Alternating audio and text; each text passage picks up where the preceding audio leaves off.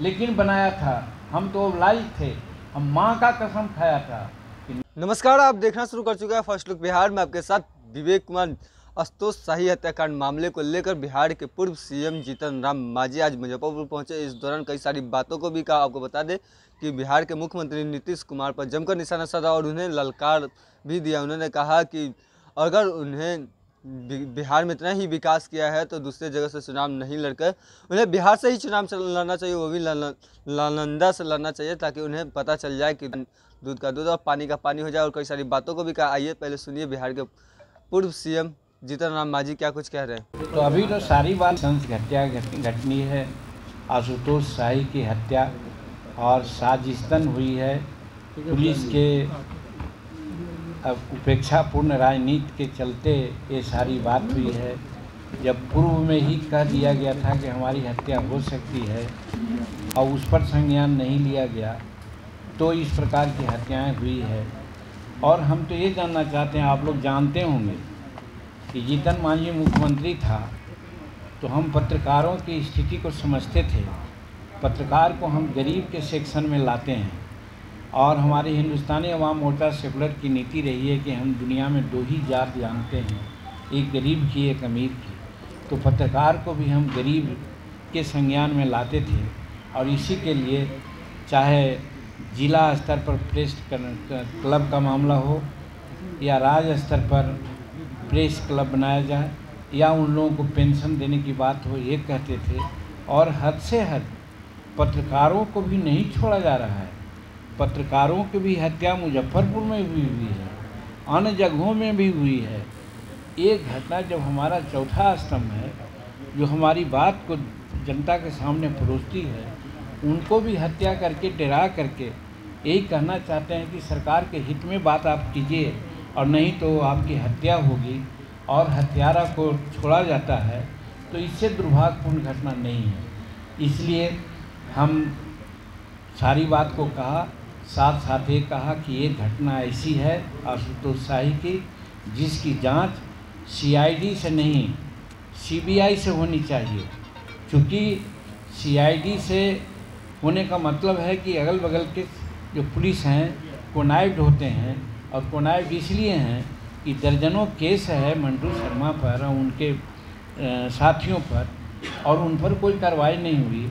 और दूसरी बात, जिस अधिवक्ता के घर से शूटर लोगों ने काम किया है, उस अधिवक्ता को भी शायद सुनते हैं कि बिना जेल भेजे उनको बेल दे दिया गया है। पता नहीं जुडिशरी का क्या इसमें रोल है। हम तो समझते हैं कि मेन कंस्पायरर तो मिस्टर वकील साहब हैं जिनके घर पर ये हत्या हुई है, और उनके पहले उनके बॉडीगार्ड लोगों की हत्या होगी। तो एक हत्या नहीं, अनेक हत्याएं हुई है और उसके बाद भी संवेदनशील नहीं हुए तो सीआईडी जांच नहीं कर सकती, इसकी जांच सीबीआई ही कर सकती है। इसलिए सीबीआई से जांच की मांग मैंने की है अपने बातों में। और जो पीड़ित परिवार है, जो सूचिका हैं आशुतोष शर्मा शाही की पत्नी, उनके जान का खतरा है, उनके बच्चियों का जान का खतरा है। साक्ष्य मिटाने के लिए कुछ भी किया जा सकता है। इसलिए आज खुलेआम आप लोगों के माध्यम से कहना चाहते हैं कि हर हालत में हर तरह का प्रोटेक्शन इस केस के सूचिका को यानी आशुतोष शाही के पत्नी को देना चाहिए, यही मैं कहना चाहता हूँ। और दूसरी बात जिसकी चर्चा मैंने की कि नीतीश कुमार आज राज्य को कहाँ ले जा रहे हैं, शायद उनको भी पता नहीं है। लगता है फ्रस्ट्रेशन की राजनीति कर रहे हैं, और जिसके हाथ में देना चाहते थे, अगर ईमानदारी होती तो 2023 के प्रारंभ में ही तेजस्वी प्रसाद को वो दे देते मुख्यमंत्री की कुर्सी, क्योंकि वादा थी। हम भी कहते थे कि दे देना चाहिए, लेकिन नीतीश कुमार कुर्सी नहीं छोड़ेंगे। इसके लिए कई एक बार पलटी मारे हैं, ज़रूरत पड़ेगी तो फिर पलटी मार सकते हैं और मुख्यमंत्री कुर्सी बचा के रखना चाहेंगे। इसीलिए हम कहना चाहते हैं ऐसे पलटी मार को, जिसको कि लालू जी ने अच्छा संज्ञा दिया था, जल्द से जल्द बिहार की जनता तय करे कि ऐसे आदमी को जल्दी से जल्दी बिहार के सीन से हटावे राजनीतिक दृष्टिकोण से, नहीं तो बिहार का बहुत बहुत दुर्भाग्यपूर्ण स्थिति आने वाली है। फूलपुर से चुनाव लड़ने की बात कर रहे हैं, कहा जा रहा है साइंस ऑलवेज सस्पिशन, अंग्रेजी में कहावत है। जो खुद गलती अपने को समझता है तो बोलेगा क्या, बोलने का मुंह कहाँ है। हर तरह की बातें हो रही है और घटनाएं उसी के माध्यम से हो रही है जो इनके शागिर्द हैं। कैसे ही बोलेंगे। आप पर मुख्यमंत्री जी आरोप लगाते थे, नीतीश कुमार जी, आपने भाजपा का बहुत अच्छा प्रश्न किया। इस चीज़ को आप स्पष्ट छोड़ लीजिए और आप पर हम छोड़ते हैं, प्रश्न हम करते हैं कि ये हम उनके साथ नहीं बल्कि पार्टी में थे, गठबंधन में थे, तो हम भाजपा के लिए जासूसी करते थे और हमको हटाने का कार्य इसलिए उन्होंने किया कि आप मेरे पार्टी में ज्वाइन करो। और ज्वाइन हम करते, विलय करते, तो वहाँ घर में रह करके तो और जासूसी कर सकते थे। है सही बात की नहीं? अगर हम ज़्यादा जासूसी करते तो इसका मतलब झूठ बात बोल रहे हैं, मनगढ़ंत बात बोल रहे हैं। जासूसी करना जीतन मांझी के कैरेक्टर में नहीं है।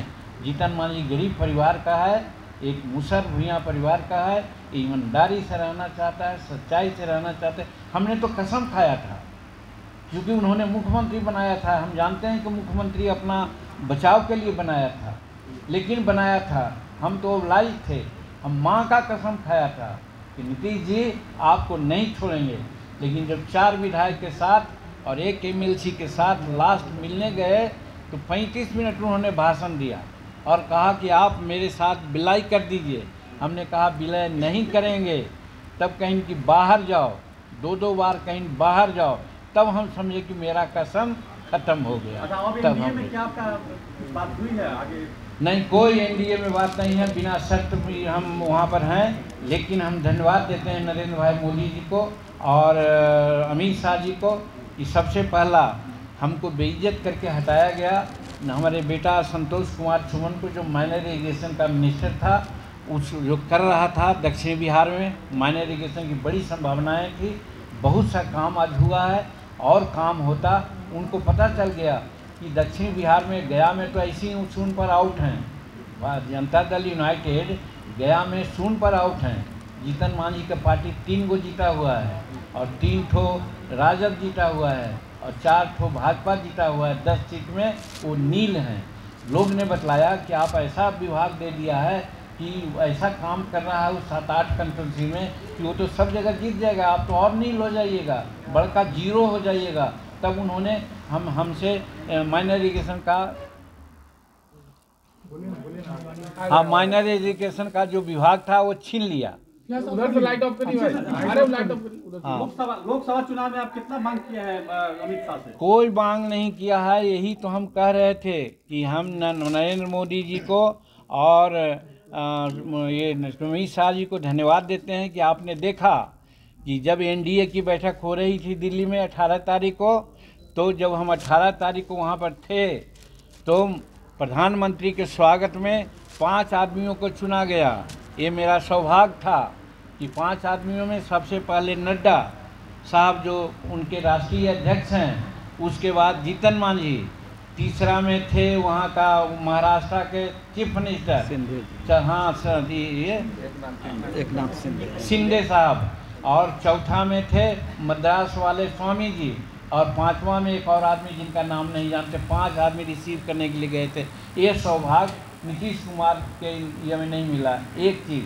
और दूसरी चाल, जब डिनर की बात आई तो डिनर में टेबल नंबर 1 था जिसमें प्रधानमंत्री और वही शिंदे, जीतन मांझी, सुप्रिया पटेल और स्वामी जी तमिलनाडु में, यही 4 आदमी एक टेबल पर खाना खा रहे थे। तो इससे गौरव की बात तो हो ही नहीं सकती। सीट मिले न मिले अलग बात है। जीतन मांझी प्रतिष्ठा का भूखा हुआ है और प्रतिष्ठा नरेंद्र मोदी जी ने और अमित शाह जी ने हमको इतना भरपूर देने का काम किया। हमारी पुरानी बात याद आ गई, जब 2015 में हम जहाँ भी जाते थे नरेंद्र मोदी जी हमारा नाम लेते थे और लोगों को भान हो गया था कि 2015 में अगर 10 सीट भी जीतन मांझी जीत के आता है तो बिहार का मुख्यमंत्री जीतन मांझी बनेगा। इसके चलते कुछ लोगों ने सबोटेज किया, 21 सीट मिला, हम 1 सीट जीते थे। तो मेरा कहने का मतलब हमको पुरानी बात याद आ गई और हम धन्यवाद देते हैं नरेंद्र भाई मोदी जी को और अमित शाह जी को कि जो हमको भूले नहीं और हमको प्रतिष्ठा दी है। मुजफ्फरपुर में सर पत्रकार पर भी हमला हुआ है। बोलिए जी 18 वर्ष का मुख्यमंत्री रहा राज्य में और कहता है कि हम बहुत विकास किया सोशल सेक्टर में, विकास में, बिजली में। आज बिजली की क्या स्थिति है? बहुत महंगी बिजली है। दूसरे राज्यों में जो बिजली मिलती है उसके दुगना दाम पर यहाँ बिजली दे रहे हैं और बिजली आँख मिचौनी कर रही है और बिजली किसी एजेंसी के माध्यम से दे रहे हैं। एजेंसी क्या करती है कि जहाँ 5,000 का बिल है वहाँ 50,000 का बिल दे देती है, जिससे किसान करा रहे हैं। इसीलिए जीतन मांझी जब मुख्यमंत्री था तो कहा था कि 5 एकड़ ज़मीन रखने वाले किसानों को बिजली माफ़ कर देना चाहिए, लेकिन इन्होंने ऐसा नहीं किया।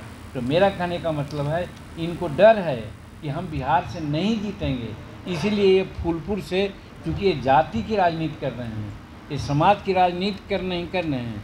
हमको नहीं मालूम, लेकिन आप ही लोगों से मालूम हुआ है कि फूलपुर में एक पार्टिकुलर जात के, जिस जात से ही हैं उनकी संख्या ज़्यादा है। तो जात की राजनीति करके फूलपुर से चुनाव लड़ना चाहते हैं ताकि ये पार्लियामेंट में जा सके, नहीं तो बिहार से लड़ने का इनको दम नहीं है। जो 18 वर्ष मुख्यमंत्री बिहार का रहा वो 2 या 3 पार्लियामेंट सीट में क्यों सोचेगा? वो नालंदा से उनको लड़ना चाहिए था और तब इनको आटा दाल का भाव पता चल जाता। इंडिया का संयोजक नहीं बनाया गया इनको। वो तो पहले मैंने कहा अपने ये में कि ये बनना चाहते थे कि हम बनेंगे, अब इसी नाम पर प्राइम मिनिस्टर का नॉमिनेशन लोग करेगा, लेकिन बेंगलुरु में इनको पता चल गया कि दिन में तारा इनको सूझने लगा तो पहले ही भाग के वहाँ से चले आए। अब फिर एक कह रहे हैं झूठ मूठ कि हम अभी मुंबई में जा रहे हैं, तो मुंबई में जाएंगे तो क्या होगा इसका हद से सबको पता है। किसी भी परिस्थिति में लगता है कि इनको संयोजक लोग नहीं बनावेंगे क्योंकि उस काबिल नहीं है। देश की राजनीति चलाना कोई मामूली बात नहीं। जब बिहार की राजनीति इनसे नहीं चली, चाहे हर फ्रंट पर जिसकी चर्चा मैंने किया, सामाजिक सेक्टर में, भूमि सुधार में, करप्शन में, विकास में तो यही काम हुआ है। गया में जानते हैं, गया में उल्टी गंगा बहाने के नाम पर, तर्पण के नाम पर 4100 करोड़ रुपया इन्होंने खर्च किया। नवादा को भी अगर तर्पण देंगे तो और खर्च होगा, 6000 करोड़ रुपया खर्चा होगा तर्पण के लिए। और वही जीतन मांझी मुख्यमंत्री था तो सोन से, इंद्रपुरी से 700 करोड़ रुपया में वो फल्गु में पानी लाता, बांध बांधता और वहाँ पर 25 फीट से 10 फीट तक पानी रहता, जिससे कि वहाँ हजारों जो बाहर के लोग टूरिस्ट होते हैं एंजॉय करते और वहाँ से नहर निकाल के मोकामा टाल में ले जाते। आज जो दक्षिणी बिहार सुखाड़ में है, आज सुखाड़ की स्थिति नहीं रहती। अंडरग्राउंड वाटर जो 20 फीट से 25 फीट 40 फीट तक चली गई है, हर एक चापाकल सब खराब हो रहा है, पानी नहीं मिल रहा है। आज ये नौबत नहीं आती, लेकिन ये अपने भीम में इतना ज़्यादा फिजूल खर्ची किए, उसका कोई उपाय नहीं। तो ऐसे आदमी को बिहार का मुख्यमंत्री बना रहना बिहार के लिए दुर्भाग्य की बात है। इसलिए आप लोगों के माध्यम से बिहार की जनता से हम आह्वान करते हैं कि जल्द से जल्द इनसे निजात पाने का आप प्रयास करें, चाहे 24 का चुनाव हो चाहे 25 का चुनाव। बिहार में बढ़ते अपराध को लेकर मुख्यमंत्री अभी तक कुछ नहीं बोल रहे हैं, जो लगातार। तो आपने सुना कि बिहार के सीएम जीतन राम मांझी ने क्या कुछ कहा। उन्होंने बताया कि दरअसल जिस तरीके से नीतीश कुमार उनके साथ दुर्व्यवहार किया, उन्होंने तो कहा था कि हम कसम भी खा लिए थे माँ का कि उन्हीं के साथ रहेंगे, लेकिन जिस तरीके से उनके मंत्री, विधायक और सांसद को तोड़ने की कोशिश की जा रही थी और पार्टी में विलय होने की बात कही जा रही थी, और जिस पर उन्होंने पार्टी गठबंधन छोड़ने का निर्णय लिया और जिसके बाद भाजपा उन्हें अपने साथ रखी, जिसको लेकर भाजपा के कई सारे नेता को भी धन्यवाद दिया। वहीं उनका कहना है कि जो नीतीश कुमार उन्हें सीएम बनाए थे, जिसको लेकर वो अपनी जान बचाने के लिए उन्हें सीएम बनाए थे। तो इसी तरीके की खबर के साथ बने रहे। हमारे चैनल को लाइक करें, सब्सक्राइब करें।